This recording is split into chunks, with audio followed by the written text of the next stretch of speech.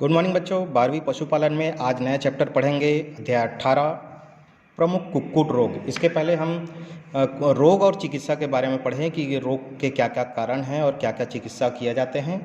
आज हम केवल रोगों के बारे में पढ़ेंगे। तो सबसे पहले हम बात करते हैं कुक्कुट में जो रोग फैलाने वाले जो प्रमुख स्रोत कौन कौन से हैं। सबसे पहला स्रोत तो मनुष्य है। मनुष्य के द्वारा बहुत से रोग जो है ना कुक्कुटों को जाता है। अंडों के द्वारा, बीमार मुर्गियों के द्वारा, कुक्कुटशाला के बर्तन हैं है ना उनके द्वारा, प्रदूषित कुक्कुट गृह के द्वारा, बिछावन के द्वारा, जंगली पशु है, दूषित आहार है, आहार में विटामिन, खनिज या पोषक तत्वों की कमी है। ये प्रमुख स्रोत होते हैं जिनके कारण कुक्कुटों में रोग फैलता है।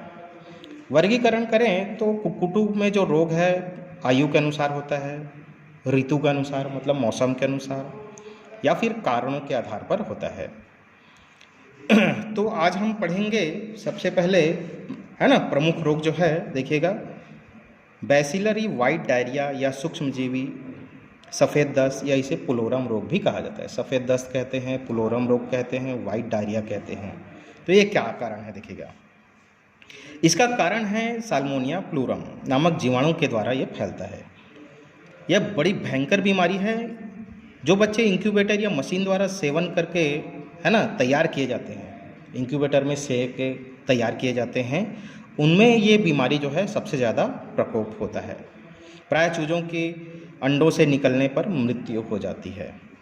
इसके लक्षण देखिएगा, पंख जो है नीचे की ओर झुक जाते हैं, मुर्गी को भूख नहीं लगता, फेफड़े ऊपर के है ना पर पीले रंग की धारियाँ पड़ जाती हैं, बीट का जो रंग है सफ़ेद या पीला हो जाता है, शरीर का रंग हल्का हो जाता है, बीमार पक्षी भयंकर कमज़ोर हो जाता है, हृदय पर पीले रंग की गांठें पड़ जाती हैं और 8-10 दिन में ही पक्षियाँ जो है मरने लग जाती हैं।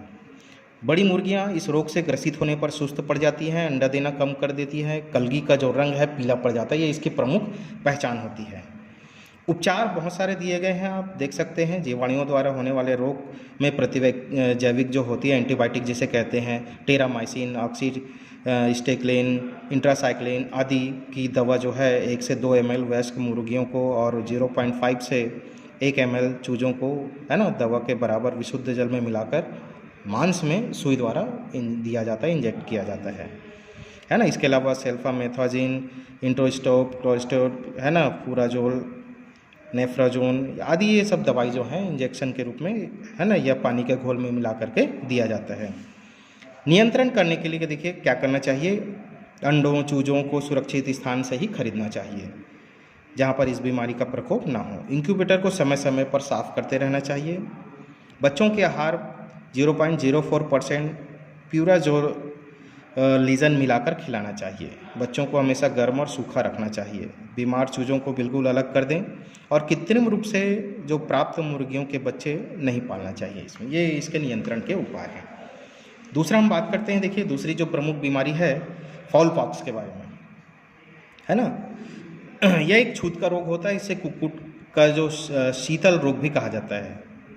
इसका प्रकोप छोटे छोटे पक्षियों पर सबसे ज़्यादा रहता है। फिल्टर पासिंग जीवाणु के द्वारा ये बीमारी फैलती है, देखिए ना, फिल्टर पासिंग जीवाणु वायरस के द्वारा ये बीमारी जो है फैलती है। एक दूसरे के पास आने पर छुआछूत के कारण ये फैलती है। अक्टूबर से मार्च तक इसका प्रकोप जो है सबसे अधिक रहता है, फाउल पॉक्स का जो प्रकोप है।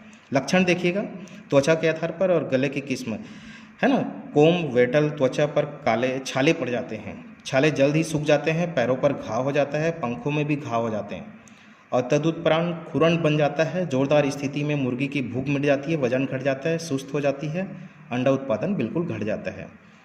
और गले की किस्म में देखिएगा, गले में भी, मुंह में भी, चोंच के ऊपर चारों ओर है ना पीले रंग के उठे हुए चकले पाए जाते हैं।